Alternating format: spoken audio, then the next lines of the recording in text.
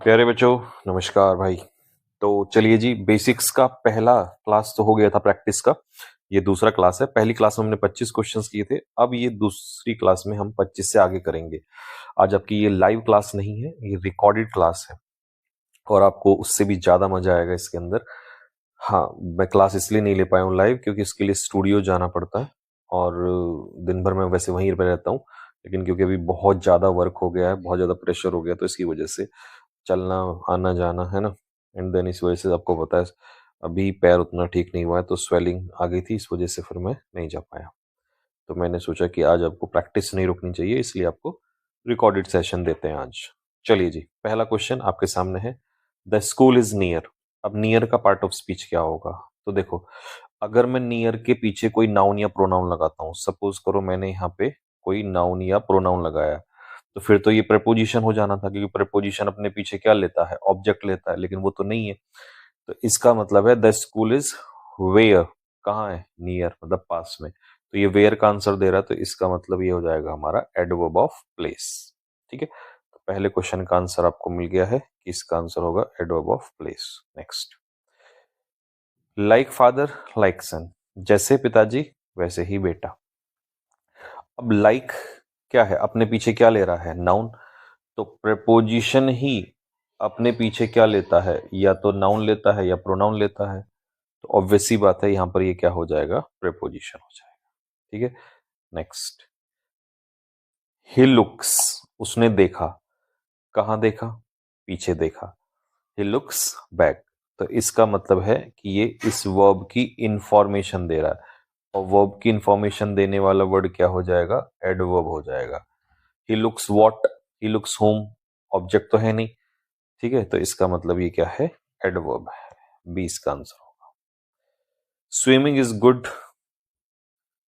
Swimming is a good exercise. ये है sentence पूरा। Swimming is a good exercise. Swimming एक अच्छी एक्सरसाइज है। तो ऑब्वियस सी बात है, इस पूरी कहानी में हमें स्विमिंग कैसे दिखाई दे रहा है? सब्जेक्ट के रूप में।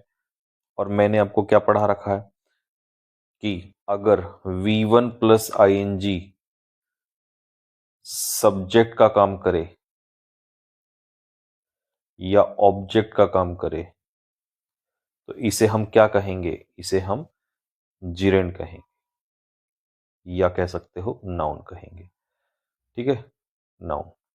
तो ये चीज ध्यान रखना है। कुछ बच्चे कहेंगे भैया प्रेजेंट पार्टिसिपल क्यों नहीं कहेंगे? भैया प्रेजेंट पार्टिसिपल एडजेक्टिव होता है और वो सब्जेक्ट या ऑब्जेक्ट का काम नहीं करता, तो इसीलिए यहां पर ये जिरेंड हो जाएगा।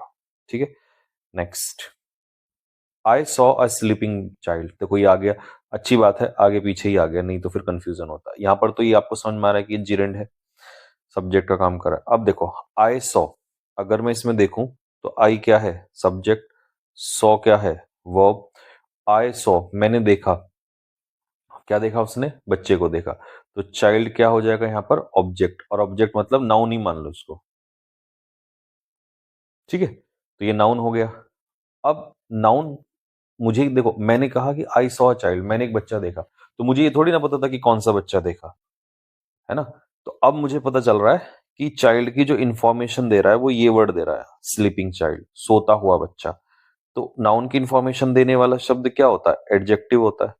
अब तुम मुझे बताओ, कभी भी V1 प्लस ING अगर एडजेक्टिव का काम करने लग जाए, तो भाई अब ये बात तो गधे को भी पता होगी कि हम उसे क्या कहेंगे, है ना। क्योंकि इतना बेसिक से इतनी बार समझा दिया कि V1 प्लस ING अगर एडजेक्टिव का काम करे, तो हम उसे क्या कहेंगे? उसे जिरेंड नहीं कहेंगे, उसे कहेंगे प्रेजेंट पार्टिसिपल। Present participle. ठीक है, तो ये चीज अब ध्यान रखना, है ना। ये बढ़िया साथ के साथ ही समझ में आ गया होगा आपको।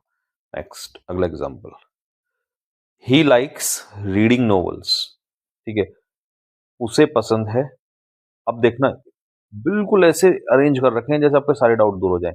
अब आप यहाँ नाउन से पहले इसको देखोगे तो आप इसे एडजेक्टिव मान के पार्टिसिपल लगा दोगे। सेम क्वेश्चन आया तो आप इसको भी पार्टिसिपल ही लगाते, लेकिन मैं आपको बताता हूँ। ही क्या है यहाँ पर? सब्जेक्ट। लाइक्स क्या है यहाँ पर? वर्ब। ठीक है, ही लाइक्स व्हाट, उसे क्या पसंद है? आप कहोगे भैया उसे नोवेल्स पसंद है, गलत। यहां व्हाट का आंसर जो दे रहा है ना वो रीडिंग दे रहा है, ठीक है। यहां इसका उत्तर जो दे रहा है वो रीडिंग दे रहा है। उसे क्या पसंद है? रीडिंग, रीड करना पसंद है। क्या रीड करना पसंद है? तो ये तो इसके ऑब्जेक्ट का काम कर रहा है। Read what? नोवेल्स। तो यानी कि अगर मैं कहूं यहां पर कि लाइक का ऑब्जेक्ट क्या है? रीडिंग। और रीडिंग का ऑब्जेक्ट क्या है? नोवेल्स। तो लाइक का ऑब्जेक्ट है रीडिंग, इसका मतलब ये ऑब्जेक्ट का काम कर रहा है। और ऑब्जेक्ट का काम कौन करता है? नाउन या प्रोनाउन? तो ये तो सीधा नाउन हो गया इसका मतलब, ठीक है। ये ऑब्जेक्ट का काम कर रहा है, डायरेक्ट ऑब्जेक्ट, ठीक है। तो आंसर इसका होगा हमारा जिरेंड, क्योंकि ऑब्जेक्ट का काम कौन करता है? फिर वही बात, V1 प्लस आईएनजी अगर सब्जेक्ट या ऑब्जेक्ट का काम करे तो वो जिरेंड कहलाता है। लेकिन क्वेश्चन ये खड़ा होगा कि हम फिर इसको ऑब्जेक्ट ले रहे हैं, तो भाई इसका मतलब आप ये फाइनाइट वर्ब का ऑब्जेक्ट है रीडिंग, और जिरंड का ऑब्जेक्ट यानी कि नॉन फाइनाइट वर्ब, ये नॉन फाइनाइट है, ठीक है। काम ये कर रही है नाउन की तरह, लेकिन किस में काउंट होती है? नॉन फाइनाइट वर्ब में काउंट होती है। तो जिरेंड की तरह काम कर रहा है वो बात ठीक है, लेकिन ये है तो एक वर्ब ही। जब भी कभी हम जिरेंड बनाते हैं तो किस में आईएनजी लगाते हैं? वर्ब में ही तो लगाते हैं। तो एक्चुअल में तो ये वर्ब ही होता है। तो जिरेंड के पीछे ऑब्जेक्ट आ सकता है, ठीक है।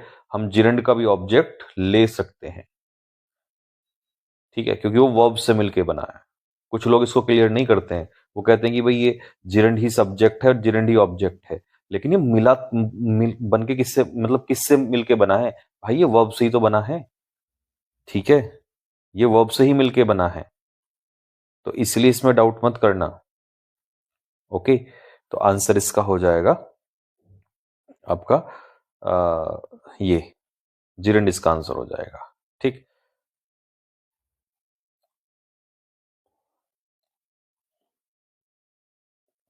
एक एग्जांपल लिखना चाह रहा हूं मैं, यहां लिख देता हूं, ठीक। देखो, एक एग्जांपल लेते हैं। मान लो मैंने आपसे कहा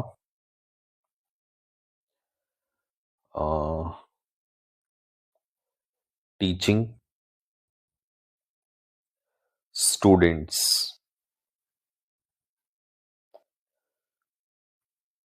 is oblique are my profession. अब मैंने पूछा कि बच्चों इसमें से इज आएगा या आर, तो आप यहां पर पता है क्या बोलोगे? आप यहां पर बोलोगे कि सर इसमें जो सब्जेक्ट है ना, वो आपका जो प्रोफेशन है वो स्टूडेंट्स नहीं है, आपका प्रोफेशन है टीचिंग। तो यहां पर इसका मतलब ये ही सब्जेक्ट का काम कर रहा है, और ये जिरेंड भी है। ये सब्जेक्ट का काम या तो नाउन करता है या प्रोनाउन करता है, तो नाउन मतलब जिरेंड है ये, है ना। तो इसीलिए इसका सिंगुलर आंसर इज हो जाएगा। तो मैंने कहा भाई स्टूडेंट्स क्यों नहीं आया? तो आप कहोगे भैया स्टूडेंट्स इसलिए नहीं आया क्योंकि वो इस टीच वर्ब का ऑब्जेक्ट है, ठीक है। ये नॉन फाइनाइट का क्या है? ऑब्जेक्ट है, इसीलिए वो सब्जेक्ट नहीं बना। तो आपको ये मानना पड़ेगा, अब मान लो या एक आध महीने बाद मान लेना जब पेपर खराब हो जाएगा, या पिटाई खा के मानोगे है भाई। तो मतलब ये मानना ही पड़ेगा। वो एक्चुअल में इसलिए नहीं पचता नहीं है ना, जब हम नई चीज पढ़ते हैं तो पचता नहीं है थोड़ा सा, तो यही इसका कारण है, ठीक है। तो आज के बाद हमेशा याद रखना, क्या याद रखना है? कि भाई जो ये V1 प्लस आई होता है, यहां पे लिख देता हूं, V1 प्लस आई V1 प्लस आई ये जिरेंड होता है ना जिरेंड, ये तो मान लिया हमने। जब ये जिरेंड होता है तो ये अपने पीछे क्या ले सकता है? ऑब्जेक्ट ले सकता है। ये अपने पीछे ऑब्जेक्ट ले सकता है, इस चीज को थोड़ा सा दिमाग में रखना, ठीक है। ऐसे एग्जांपल आगे भी मैं दूंगा, और इसके तो जब चैप्टर बुक लाएगा सब्जेक्ट ऑफ एग्रीमेंट, वहां बहुत मदद मिलेगी इसमें आपको। The boy playing in the field, लड़का जो खेल रहा है किसमें? इन द फील्ड, खेत में। इज माई फील्ड में, सॉरी, इज माई ब्रदर, जो लड़का फील्ड में, उस फील्ड में खेल रहा है वो मेरा भाई है। अब मुझे तुम एक बात बता दो, सीधी सी बात है, प्लेइंग इन द फील्ड, मैं इसको ऐसे भी तो कह सकता था, तोड़ के दिखाता हूं। The boy who is playing in the field. आप कहोगे यार ये तो आपने आसान कर दिया, यही तो हम पढ़ते हैं, relative pronoun, the boy who is playing in the field. तो मेरे बच्चों मैं आपको ये बताना चाह रहा हूं कि ये जो चीज होती है ना, कि यहाँ पे सब्जेक्ट आ गया, ये हेल्पिंग वर्ब आ गई, ये मेन वर्ब आ गई, इसको शॉर्ट में हम ऐसे लिख सकते हैं, हु इज को हटा के सीधा प्लेइंग। अब हु के साथ इज लगाओगे यानी कि हेल्पिंग वर्ब लगाओगे, और फिर ये मेन वर्ब तो हेल्पिंग वर्ब के साथ तो ये मेन वर्ब का काम करता है। लेकिन अगर तुमने हेल्पिंग वर्ब हटा दी और रिलेटिव प्रोनाउन हटा दिया, तो अब ये मेन वर्ब का काम नहीं करेगा। अब इसे कहेंगे पार्टिसिपल, और वो भी कौन सा पार्टिसिपल? Present participle. और प्रेजेंट पार्टिसिपल ही कंजक्शन का काम करता है, जो कल की क्लास में बताया था मैंने, जोड़ने का काम। भाई अभी तो जोड़ने का काम ये कर रहा था, लेकिन इसको हटाते ही, जैसे ये हटा, हेल्पिंग वर्ब हटी, तुरंत ये बच गया, ये प्रेजेंट पार्टिसिपल है। तो दो क्लॉज को जोड़ने का काम प्रेजेंट पार्टिसिपल कर रहा है। ठीक है, अब तुम्हें ये बात समझ में आती होगी कि यार जो ये direct ING direct third form लगती थी, ये क्या पंगा था? ये प्रेजेंट पार्टिसिपल पास्ट पार्टिसिपल है। ठीक है, अब सपोज करो यहीं पर ही मैं आईएनजी की जगह इसको सेम डिक्टो, देखो तुम्हारा आज किडनी बाहर निकलवाऊंगा मैं, दिल फेंक के मारोगे तुम। अगर मैं इसको ऐसे कह दूं, the boy the boy who was beaten yesterday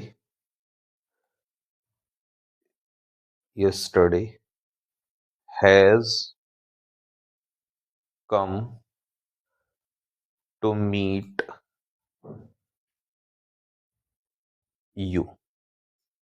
मान लो ये सेंटेंस है, वो लड़का जिसको कल पीटा गया था वो मिलने आया तुमसे। ठीक है, अब यहां पर सोचने वाली बात यह है कि कोई तुमसे पूछे कि भाई ये हो क्या है, तो आप रिलेटिव प्रोनाउन कहोगे। रिलेटिव प्रोनाउन तब आता है जब एक से ज्यादा क्लॉज को जोड़ना हो।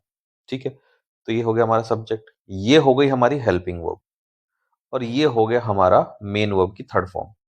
लेकिन इसे अभी हम पास्ट पार्टिसिपल नहीं कहेंगे, क्योंकि जोड़ने की ताकत ना है बाबू इसमें। जोड़ने की ताकत लाला किसके अंदर है? जोड़ने की ताकत है हमारे हु के अंदर। तो यही जोड़ने की ताकत रखता है, ये रिलेटिव प्रोनाउन है। रिलेटिव प्रोनाउन एक तरीके से कंजक्शन का भी काम करता है। ठीक है, लेकिन अब मैं एक काम कर रहा हूं, इसको कैसे भी लिख सकते हैं, इस पूरे को हम कैसे भी लिख सकते हैं। और तो देखो, और बताता हूं, और प्यारा सा कलर कहां से आएगा, ये बात।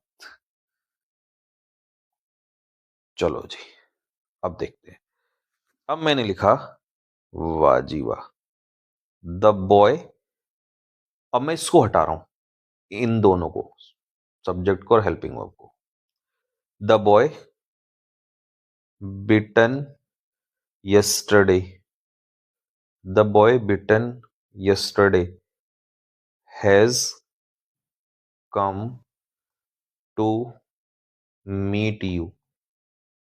अब देखो, आ गया मजा बात में, आया स्वाद। क्या स्वाद आया?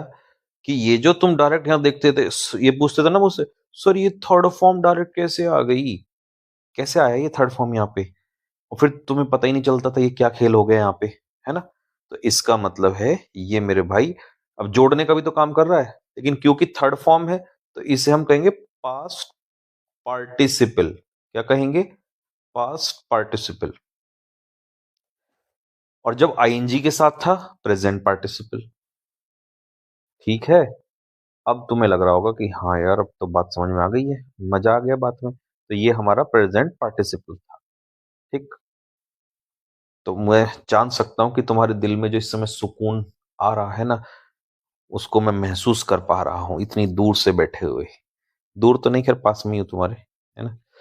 तो सुकून मुझे समझ में आ रहा है, बस चेहरा ही मेरा सामने नहीं है, लेकिन तुम्हारा मन कर रहा है कि सर आनंद ही आ गया बिल्कुल।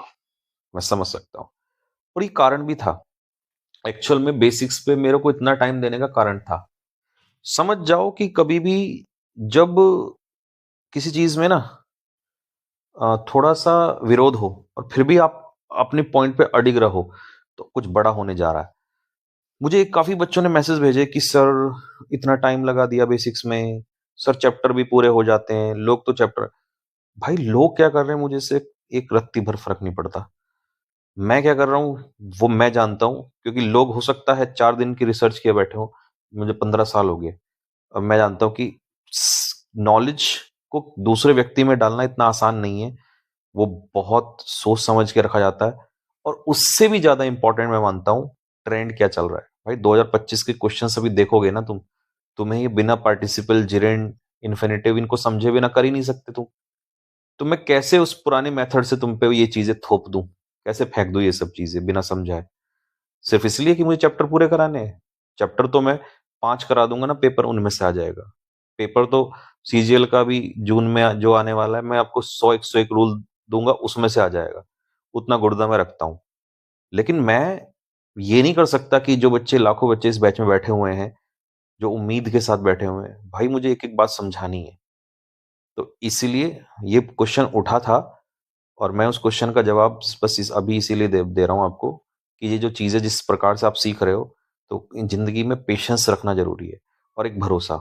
और तुमने मुझ पर भरोसा किया है, तो ये टेंशन मत लो कि सिलेबस क्या होगा, कैसे होगा, पेपर आ जाएगा। अरे आ जाएगा भाई, तुम मेरे को जानते हो ना, जब मैं अपनी पर अगर आ गया ना, तो फिर मैं उन टीचर्स में से नहीं हूँ कि क्लास दिन में एक ही लेनी है। मैं उन टीचर्स में से हूँ, या मैं वो टीचर हूँ कि मैं एक दिन में 2-2 लाइव भी करा सकता हूँ। ठीक है, या मुझे रिकॉर्डेड लेक्चर फेंकने होंगे तो वो भी फेंक सकता हूँ, जब मुझे पूरा कराना होगा। और जब मैं उससे भी ज्यादा नहीं पाऊंगा, तो मैं सिर्फ तुम्हें 150 से 200 रूल दे दूंगा कि भाई ये कर लो, इससे बाहर पेपर में नहीं आएगा। शायद इसको कोई टीचर जल्दी से ना कर पाए, पर मैं कर सकता हूँ क्योंकि मुझे इतना एक्सपीरियंस है। ठीक है, वैसे ही तो तुम्हें लगता हूँ मैं, इतना एक्सपीरियंस है जब तुम बचपन में घूम रहे थे ना निक्कर में, तब से भी, उससे भी पहले से पढ़ा रहा हूँ मैं। ठीक है, सॉरी थोड़ा ज्यादा हो गया, बट ये एक्चुअल में क्योंकि डाउट था कई लोगों का, और वो आज तुम्हें समझ में आ रहा होगा कि मैं क्यों टाइम ले रहा हूं। ठीक, चलो। तो she went to the market to buy vegetables. वो मार्केट गई वेजिटेबल्स खरीदने, तो ये तो सीधा सा हो जाएगा, इन्फिनिटिव हो गया हमारा।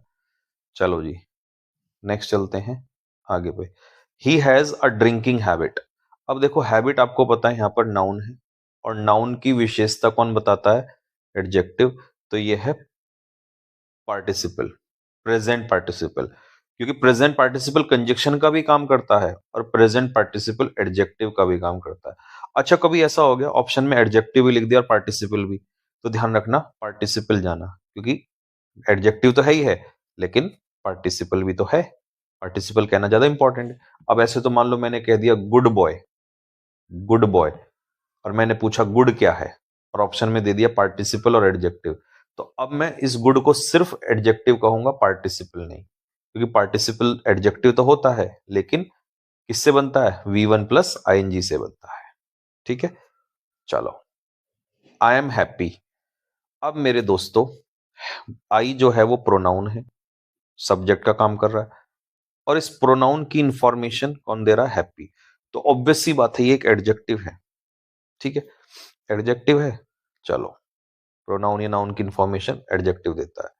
ऑप्शन में एडजेक्टिव नहीं है। अगर एडजेक्टिव नहीं है, तो ये सब्जेक्ट है ना, सब्जेक्ट भी तो है, और सब्जेक्ट की इंफॉर्मेशन जो दे वो क्या होता है? सब्जेक्ट कॉम्प्लीमेंट होता है। तो जानबूझ के उसने एडजेक्टिव नहीं दिया यहाँ पर, क्योंकि ऑब्वियस सी बात है भाई, एडजेक्टिव ही तो काम करेगा, लेकिन एक ही तो ऑप्शन देगा वो आप। ठीक है, नेक्स्ट। The broken chair. अब चेयर क्या है? नाउन है। कैसी चेयर? Broken chair. तो इसलिए नाउन की विशेषता बताएगा वो एडजेक्टिव होगा, तो ये होगा पार्टिसिपल। और कौन सा पार्टिसिपल? पास्ट पार्टिसिपल, क्योंकि एडजेक्टिव का काम पार्टिसिपल ही तो करता है। तो आंसर होगा D. Walking along the river. River में वॉक करते हुए ही फेल्ट रिलैक्स, उसे रिलैक्स महसूस हुआ। तो इसका सीधा सा मतलब क्या है? इसका सीधा सा एक मतलब है कि भाई यहाँ पर वॉकिंग जो है वो जिरेंट तो है नहीं, क्योंकि ये किसी के सब्जेक्ट या ऑब्जेक्ट के रूप में तो काम नहीं कर रहा है। तो ऑब्वियस ही बात है, इन दोनों क्लॉज को, इस क्लॉज को, ये पूरा जो फ्रेज है पार्टिसिपल फ्रेज, यही जोड़ रहा है। तो यानी कि सीधी सी बात है कि हमारा जिरेंड नहीं जोड़ने का काम करता, जोड़ने का काम कौन करता है? जोड़ने का काम करता है पार्टिसिपल। तो ये हो जाएगा हमारा प्रेजेंट पार्टिसिपल। ठीक है। Next, he is fond of reading novels. इसमें अंडरलाइन गलत हुआ है, इतना अंडरलाइन होगा ये। तो आपसे पूछा है फॉन्ट क्या, क्योंकि ऑफ तो सीधा सीधा प्रपोजिशन है, ये तो आसान है। ठीक है जी, फॉन्ट क्या है? अच्छा, फॉन्ट किसकी इंफॉर्मेशन दे रहा है? ही क्या है? प्रोनाउन। और प्रोनाउन या नाउन की इंफॉर्मेशन कौन देता है? तो सीधी सी बात है, एडजेक्टिव। ठीक है। अच्छा, अगर आपसे पूछ ले कि भाई रीडिंग क्या है, तो आप बताओगे कि ऑफ है प्रेपोजिशन, और प्रेपोजिशन के पीछे जो आता है वो नाउन या प्रोनाउन आता है। तो इसका मतलब ये नाउन है, V1 प्लस ING, तो ये जिरेंड है। और देखो मैंने कहा था ना, जिरेंड का भी ऑब्जेक्ट होता है क्योंकि वर्ब से बना होता है। तो रीड व्हाट? नॉवेल्स। तो ये इसका ऑब्जेक्ट है, नॉन फाइनाइट का। है ना? सब डाउट क्लियर होते चले जाएंगे। अब ये देखो, इंप्रूव्स क्या है यहाँ पर? वर्ब। इंप्रूव करता है। कौन इंप्रूव करता है? नोवेल्स।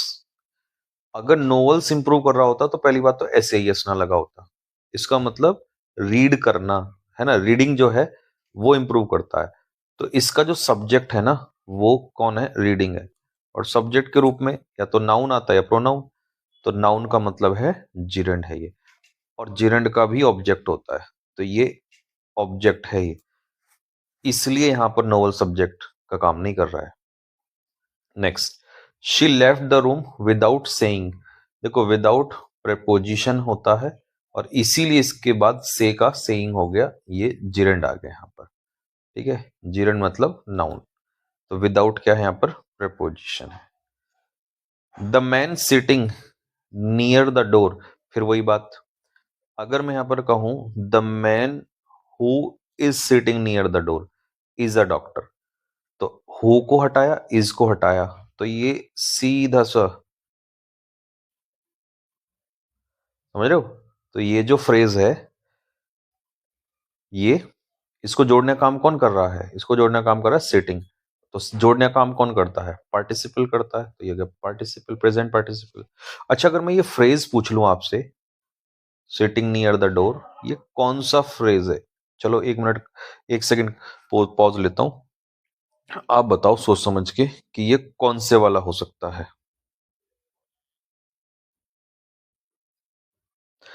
नहीं आया दिमाग में? भाई, मैन की ही तो इंफॉर्मेशन दे रहे हैं, नाउन की। आदमी कौन सा आदमी? जो वहां बैठा हुआ है। तो इसका मतलब ये हुआ एडजेक्टिव फ्रेज। Adjective phrase. ठीक है। Next, I saw him crossing the road. मैंने उसको देखा रोड को क्रॉस करते हुए। तो I saw him crossing the road, तो सीधी सी बात है। अब फिर से वही जो अभी पहले क्वेश्चन दिया था उसी की तरह। तो आई हो गया यहाँ पर सब्जेक्ट, सॉ हो गई हमारी वर्ब, हिम हो गया ऑब्जेक्ट। ठीक है। तो मैंने उसको देखा क्या करते हुए? रोड को क्रॉस करते हुए, यानी कि जब वो रोड क्रॉस कर रहा था उस समय।